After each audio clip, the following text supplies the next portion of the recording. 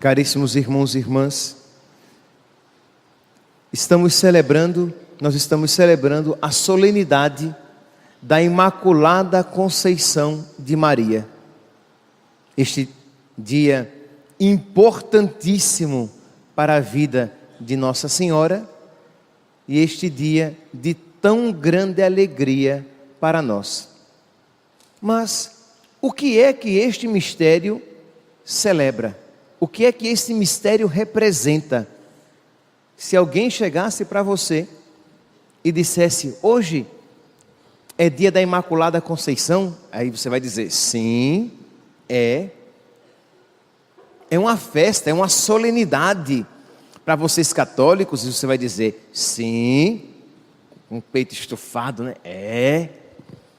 E é um dia santo de guarda, você vai dizer: sim, é.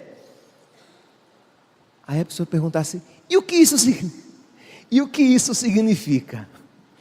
Aí eu espero que você, com o mesmo peito estufado, explique direitinho o que é que isso significa.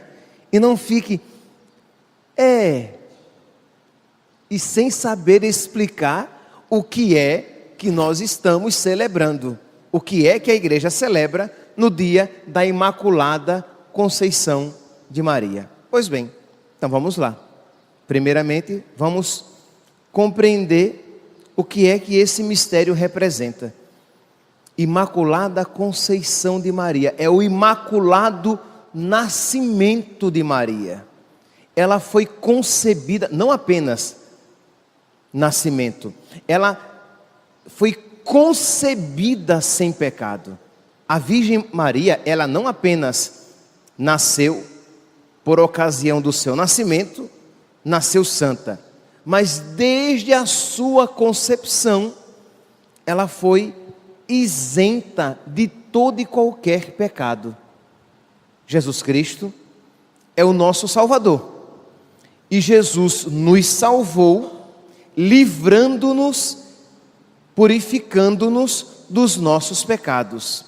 Jesus é o Salvador da sua Santíssima Mãe, preservando-a de todo o pecado. Nós não fomos preservados do pecado, nós fomos salvos, nós nascemos pecadores, nós nascemos com pecado original, nós nascemos manchados com o pecado.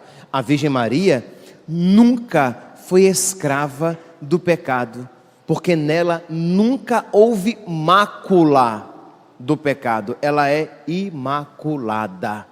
Ela nunca foi escrava do pecado. Ela, desde a sua concepção, ela nasceu livre de todo o pecado.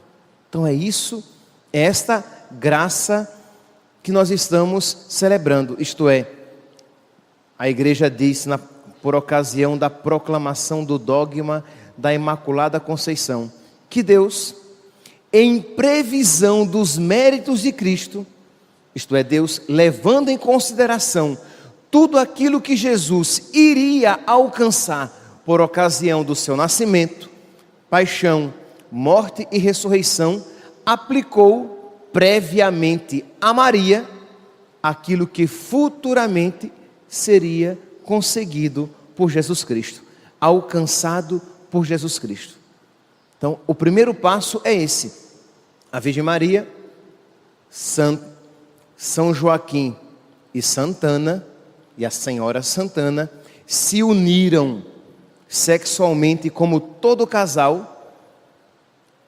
Por meio daquela união, a Virgem Maria foi concebida, só que desde a sua concepção, ela foi isenta de todo o pecado. Mas, aqui, meus santos, nós poderíamos nos perguntar: mas por que, Padre? Por que Deus quis que Jesus viesse ao mundo por meio de uma mãe sem mancha do pecado? Não era por necessidade, entende? Não havia necessidade de Jesus nascer de um ventre não manchado pelo pecado. Por quê? Porque a Virgem Maria nasceu de um ventre manchado pelo pecado. A Senhora Santana tinha pecado original. E ela nasceu, e Nossa Senhora nasceu sem pecado. Então não é por necessidade. Senão nós iríamos, se nós disséssemos que era por necessidade, então a Virgem Maria, para nascer sem pecado, teria que nascer de um ventre sem pecado, que por sua vez teria que nascer de um ventre sem pecado, e nós iríamos até o início da humanidade. Então, não foi por necessidade, mas foi por conveniência. Foi para manifestar a soberania da graça, foi para manifestar a bondade de Deus, foi para mostrar a grandeza de Jesus. Era conveniente que o autor da graça nascesse de um ventre imaculado, sem mancha alguma de pecado. E era conveniente que a salvação entrasse no mundo de uma maneira semelhante que a perdição entrou no mundo. Aqui é interessante também este ponto. Se alguém chegasse para você e perguntasse assim: como é o nome de uma mulher que é imaculada, que era virgem, que era noiva de um homem e que foi visitada por um anjo? Como é o nome dela? Muitos diriam Maria, mulher imaculada, virgem, noiva de um homem, visitada por um anjo. Mas a primeira mulher imaculada, virgem, noiva de um homem e visitada por um anjo, se chama Eva. Ela era virgem, ela não tinha pecado, ela era mulher, ela era noiva, porque Adão e Eva ainda não tinham se conhecido, não tinham coabitado juntos, e ela foi visitada por um anjo, Lúcifer. Então, a perdição, o pecado entrou no mundo por uma situação. Ela era imaculada porque ela não tinha pecado ainda. Então ela era imaculada. Então, da mesma maneira que a perdição entrou por uma mulher imaculada, virgem, noiva de um homem, visitada por um anjo, era conveniente que a salvação entrasse por meio de uma mulher imaculada, virgem, noiva de um homem, São José, visitada por um anjo, São Gabriel. Era conveniente que a salvação entrasse por uma porta semelhante para em tudo redimir a humanidade. Mas, meus irmãos, aqui é apenas um aspecto. Isto é, celebrar a Imaculada Conceição não é apenas, nós às vezes ficamos presos a este aspecto apenas. Não é celebrar apenas a verdade de que a Virgem Maria foi preservada de todo o pecado. Sim, mas este é um aspecto, é um lado desse mistério. Mas existe um outro lado tão importante quanto e que deve nos levar à imitação, que é o quê? De que a Virgem Maria, preservada de todo o pecado, a ela foi concedida tanta graça que ela pôde amar a Deus mais do que toda criatura deste mundo criado. A Virgem Maria, ela é o que nos faz belos aos olhos de Deus, é a nossa capacidade de amar. Vocês compreendem, né? Pois bem, a Virgem Maria então é a criatura mais bela, e ela é mais bela do que todas as criaturas juntas. Se nós juntássemos a beleza de todas as criaturas, não se equipararia à beleza da Virgem Maria. Se nós juntássemos a beleza de todos os anjos, imagine, eu estou falando aqui dos anjos, arcanjos, serafins, querubins, potestades, tronos. Se nós juntássemos a beleza de todos os anjos, não se equipararia, a diferença é abissal para a beleza da Virgem Maria. Vocês entenderam? Repito, beleza aqui eu estou falando de amor. Isto é, digamos então de uma outra maneira, se nós juntássemos todas as criaturas humanas com o seu amor a Deus, aquelas que existiam por ocasião, no tempo da Virgem Maria, aquelas que antes dela existiram e aquelas que depois dela haveriam de existir, se nós juntássemos o amor de todas essas criaturas, não seria maior do que o amor que a Virgem Maria tem para com Deus. Imagine aqui, eu não estou falando do Overlan, do José, do Antônio, do Carlos, e os nomes de vocês. Sim, também, mas eu estou falando de Padre Pio, de Santa Rita de Cássia, de Santa Gema Galgani, de Santa Faustina Kowalska, de Santo Antônio de Pádua, de São Francisco de Assis, de São José. Eu estou falando que juntando o amor de todos eles, não se equipararia ao amor da Virgem Maria para Deus. É por isso que no Evangelho de hoje nós ouvimos, quando o anjo entra e vê a Virgem Maria, ele diz: Ave, cheia de graça, o Senhor é contigo. Isto é, ele nunca tinha visto uma criatura tão perfeita como aquela. Ele nunca tinha visto uma criatura tão adoradora de Deus como aquela. Ele nunca tinha visto uma criatura que amasse a Deus tanto como aquela. Quando ele olhou para si, ele viu que o amor dela era infinitamente maior do que o que ele, arcanjo, tinha para com Deus. E que ele no céu nunca tinha visto criatura alguma como aquela. Ave, cheia de graça, o Senhor é contigo. Meus irmãos, é este mistério de amor que nós também celebramos. Essa Virgem isenta do pecado, amou a Deus, ela cumpriu com perfeição aquele primeiro mandamento: amar a Deus de todo o coração, com toda a alma, com todas as forças e com todo o entendimento. Ela cumpriu com grandeza na sua alma este mandamento que de alguma maneira nos entristece a todos, porque sempre vemos que somos devedores deste mandamento. Sempre estamos aquém, bem abaixo de amar a Deus com todo o coração, com toda a alma, com todas as forças e com todo o entendimento.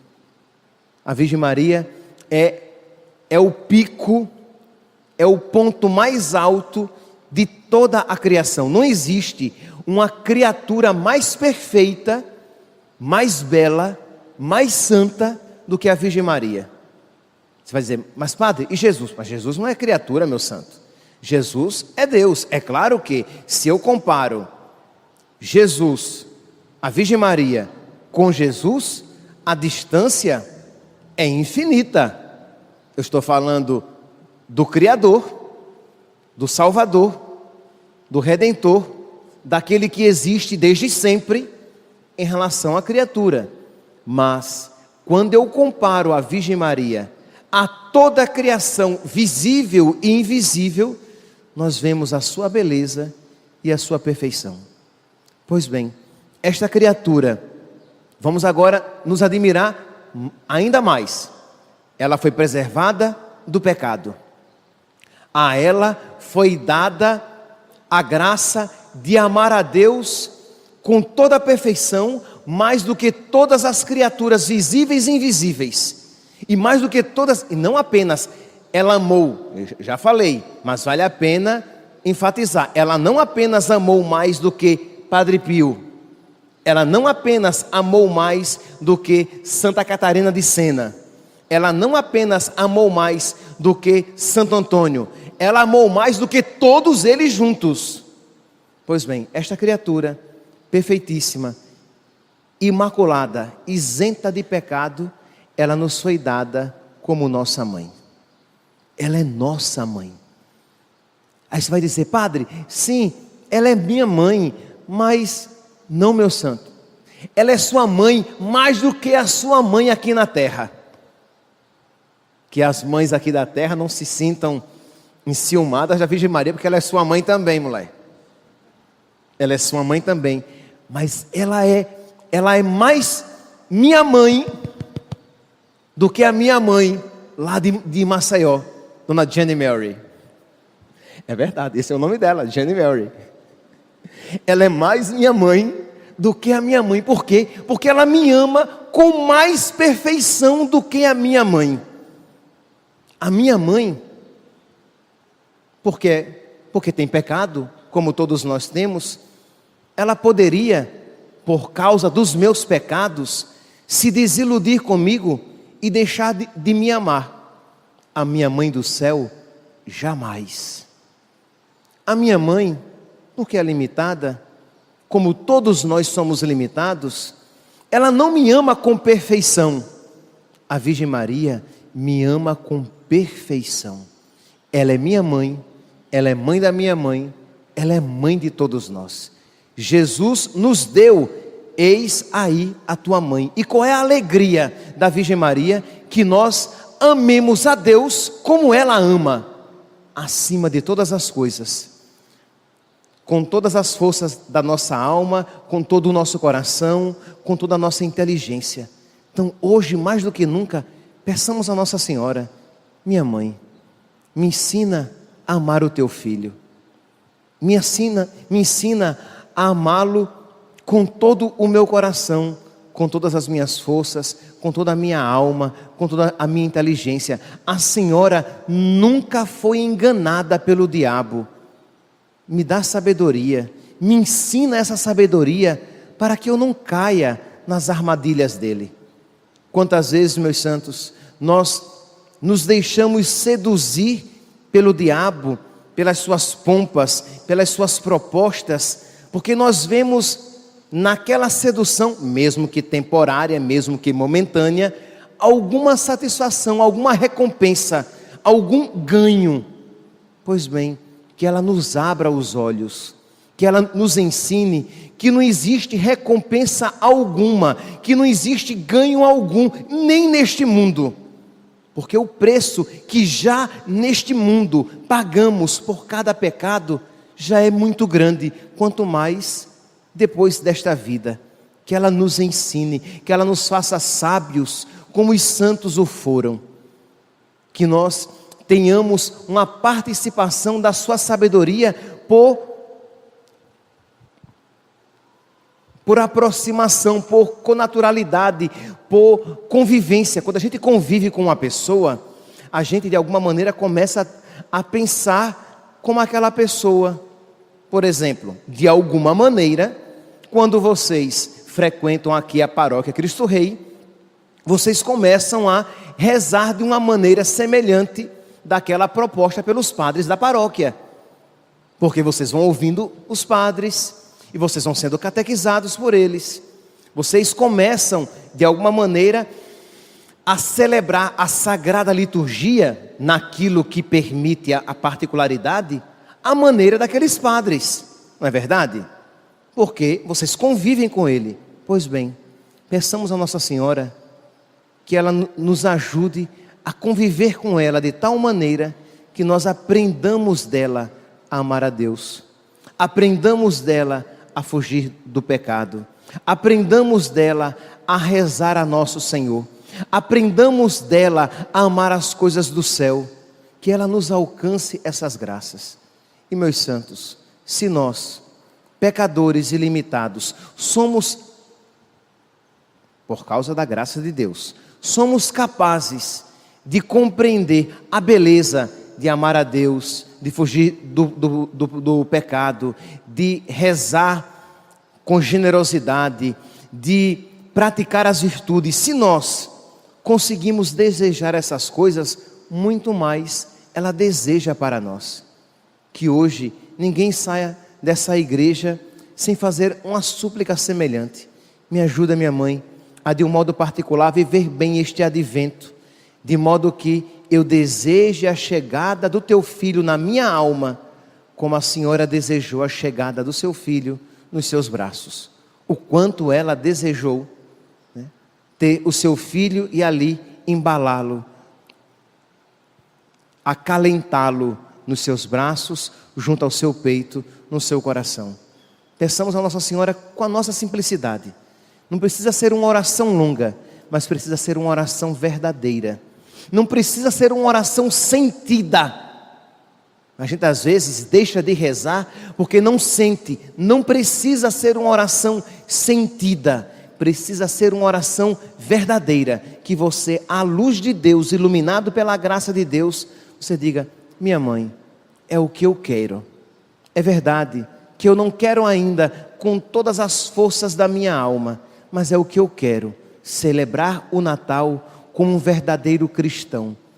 Me aproximar da alegria que a senhora teve de ter Jesus nos seus braços, me aproximar desta alegria, para que no Natal eu possa, com o coração transbordante de fé, dizer, cantar noite feliz, mas sabendo de verdade que aquela noite é feliz, porque Jesus, a luz que iluminou a senhora, também ilumina a mim, dentro do meu coração. Louvado seja nosso Senhor Jesus Cristo.